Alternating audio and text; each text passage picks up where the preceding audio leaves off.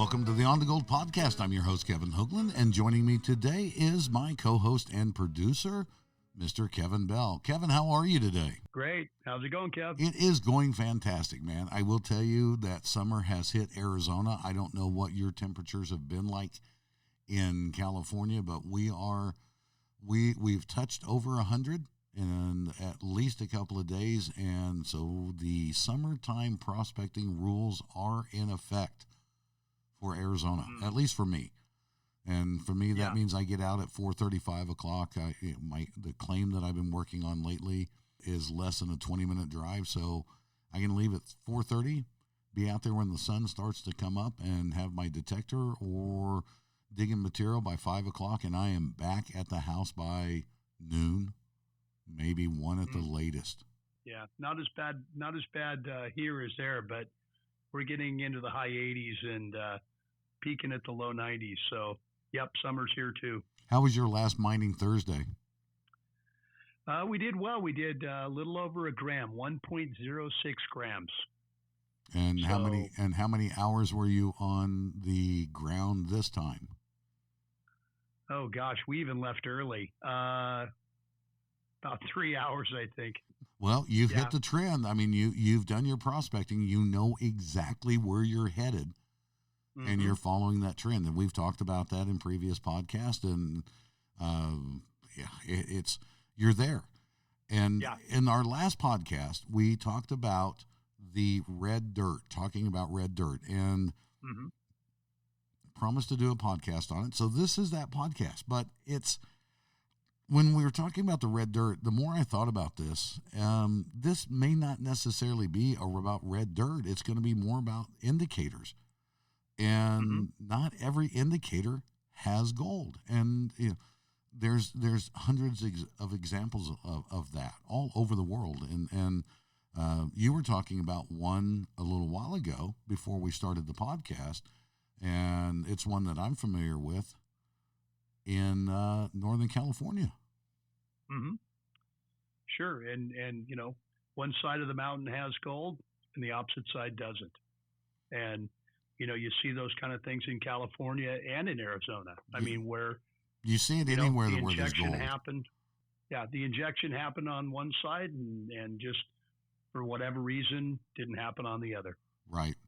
But what's really interesting, and I know the area you're talking about, and I've been there and I've prospected, but what I always found was really interesting, the indicators that are on the side of the mountain that has no gold is identical to the indicators on the other side of the mountain that are loaded full of gold. A lot of people got rich on the western side, and a whole lot of people went broke on the eastern side.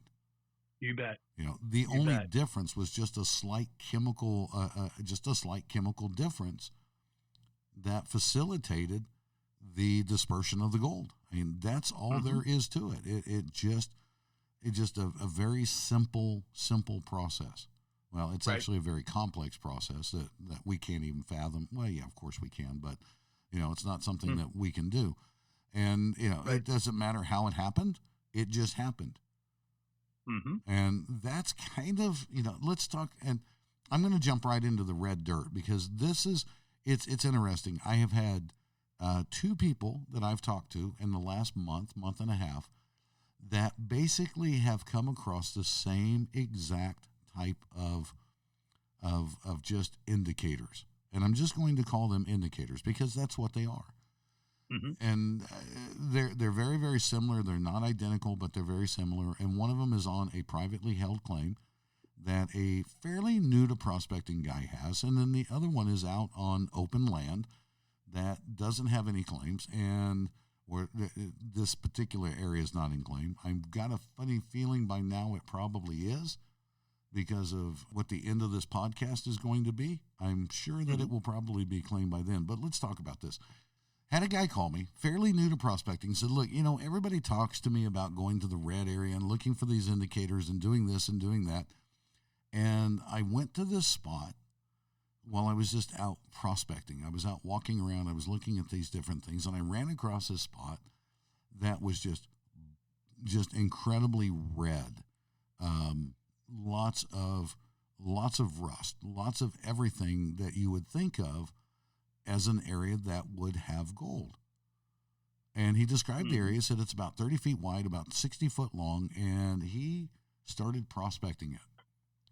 He's listened to things that we've talked about. He's listened to things that other people have talked about, and he knows how to prospect, or at least the basics of it, which is good. That's all that matters. He's got the basics down. So he was doing testing and sampling. So he was testing all the way across this swath, this rectangular area, and then moving forward and testing, and he wasn't getting any gold at all. All the indicators were there.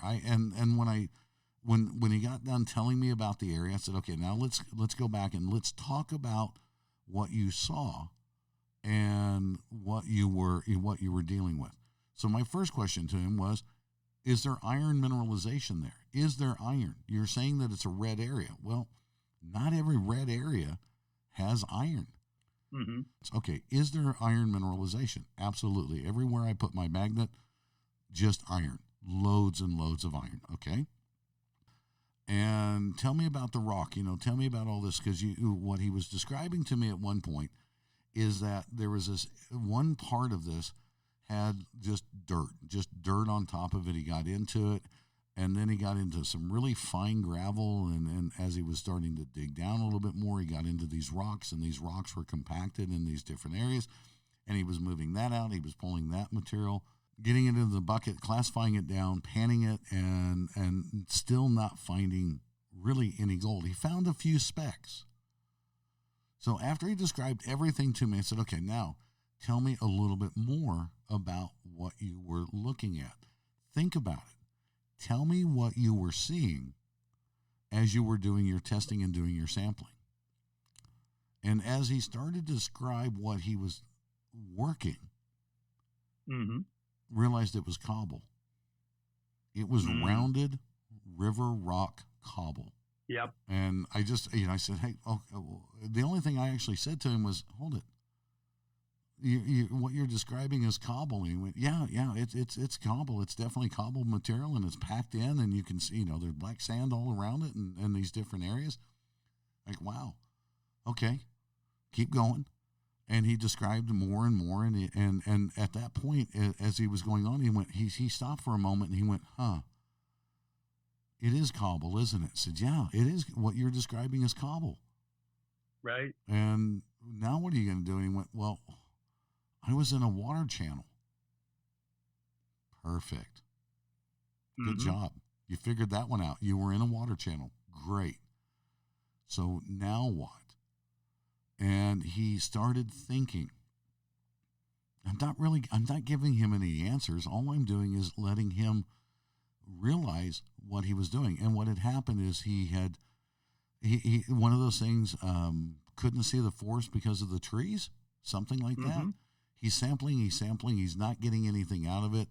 And, but he's going to continue to sample. And then he looked at this thing and went, oh, okay, what do we got here? Well, what he has is a puzzle. Right. He has a puzzle. He's got that 1,000-piece black puzzle with right in the center of it is like 6 pieces that makes a gold circle. Right. So now he has to start looking at it. The only thing that I asked him to do was, when you go back out there, just start prospecting away from that area. Start looking at it. Don't look at it from right there. Now start looking at it from, the 20-foot level, the 50-foot level, the 100-foot level. Every time you move out, start where you were at and then work in a circle. Figure out which way that material was coming from. And as we talked a little bit more, I asked him, when you were pulling this material, when you were working this material, describe the way the sand and the fine gravels were packed around the cobbles. And he started to describe it, and the more he described it, the more I could hear him getting excited, because he was starting to realize that he probably already knew the direction of the water. Because if you look at a boulder in the water and there's sand and you've got flow coming one direction, You're going to have heavy sand on one side and very light sand on the other side. You're going to have the drop-offs. Mm-hmm. And he was starting to think about those, and he was starting to see those in his mind from what he had been doing. Right. The next day, he went out to this area, went back to this area, started working by prospecting, looking at everything instead of where the indicator is. You know, the indicator is a great thing, but you know what? The inside bend of a stream is a great thing. It's a great indicator. Mm-hmm. But how many times have we talked about it? I mean, the Rule of Thumb podcast. I say every podcast that we've talked about, when we talk about the rules of thumbs and when we talk about all of these different things, just because it's where gold is supposed to be doesn't mean that that's where gold is going to be. Right. It may have never got that far. And that was the case with this area. Mm-hmm. You know, a big boulder 50 feet up from an inside bend of a stream is going to change everything. The gold may not be where it's supposed to be. Rules of thumb. This is rules of prospecting. And I don't care if you're in California, if you're in I don't care where you are prospecting. These are things that you look for. I've got an indicator, and as has been said for decades, I can, wherever there's gold, there's black sand. Okay? But not necessarily where there is black sand is there gold. So he's on an area where there's a whole lot of black sand, but there's hardly. He said out of all of his testing, he got like 9 specks of gold, and he was ready to walk away. But something was bugging him. And the more he talked it out, the more he realized what was bugging him. He's in the middle of the desert, right next to a mountain. Everything else out there is angular, except for this 30 by 60 foot area of just red soil, red ground, loaded full of cobble. Mm-hmm. And he hadn't, it was not seeing the forest because of the trees. He knew something was different, but he just had to he just had to talk it out. He had to talk it out and realize what it was. So he went back out and he started prospecting. He went back over to a couple of those spots. He dug down a little bit. He looked at the way the sand and everything else was packed around some of these cobble. And he picked a direction. And he started walking, and he was testing, and he was constantly testing and constantly sampling these areas. And he said about 45, 50 feet away from where that spot was, he noticed an anomaly in the ground where it looked like there was kind of a shift. It was like one side was kind of flat and had material packed up around it, and the other side was just kind of smooth and then just kind of made this run and did these other things. And he thought, this is interesting. This is interesting. It's different. It's something that's different. We always talk about looking for the similarities, but we also have to look for the differences. And he started looking at that spot and went over and took his pick, and he started digging down, and he hit hard pan. He hit a hard pan, and he moved back a little bit further, and he continued to work, and suddenly that hard pan dropped down another 16, 18 inches. And when he dug down on the front side of that, he had 7 grams of gold. 7 grams of gold. The biggest piece was just under a half a gram, and the rest of it was very, very fine gold. But it was also, he said, most of it was, the majority of it had traveled. It wasn't, it wasn't coarse, raggedy gold. It had been traveling. Mm-hmm. So, man, talk about taking an indicator that had nothing, and instead of walking away from everything, taking the time to prospect the other area. And the more he looked at this, the more he could see what happened. This water was moving so fast at one time or another, and God knows how long this has been there. I mean, it's been there for millions of years, I'm sure, but it's pretty much a dry area now. And at one point in time and another, who knows how long ago, there was a lot of water that was moving through here. And that area packed in. It packed in full of small gravels. It packed in with medium-sized cobbles and everything else like that. And this gold would hit this area, and the gold would settle in, and the rest of that material was just being moved on. and specific gravity takes effect. Gold's going to drop out here. Iron is lighter, and it's going to go ahead and continue to move until it just quits moving, until it slows down enough that it just stops moving. And that's what happened. It moved more cobbled, and then maybe, I don't know, maybe it widened out and everything just kind of dropped there. Who knows? Well, the big thing, you talked about it earlier, and he actually stayed with it. The big key is you have to look for all the puzzle pieces. All of them. You got to get to those 6 pieces that make that gold center. Right. And he stayed with it and kept working it and found some additional puzzle pieces and was rewarded. I mean, that was a big key with prospecting, is trying to find all the puzzle pieces, right? And he stayed with it. Right. And one of the things, of course, it took a phone call with you, and he actually, as he was talking it out, formulated a new plan. But you got to know when to stop testing in one area and change tactics. Mm-hmm. And by changing those tactics, he was successful. Right. So very successful. Yeah. And those kind of things are key. As we talked about it before, some areas have all the signs, but not any gold. Right. And so by stopping and changing those tactics, finding those other pieces, he was successful. And that's what it all, it's just that simple. Look, I didn't give this guy a single answer. All I wanted to do was he just talked it, and he talked it, and he talked it, and over and over and over. And as he was going, he was finding his own answers. He was starting to see those things. Because, like I said, he hasn't been prospecting for long, just a few short years. But he had learned enough, but he was still hung up on those rules of thumb.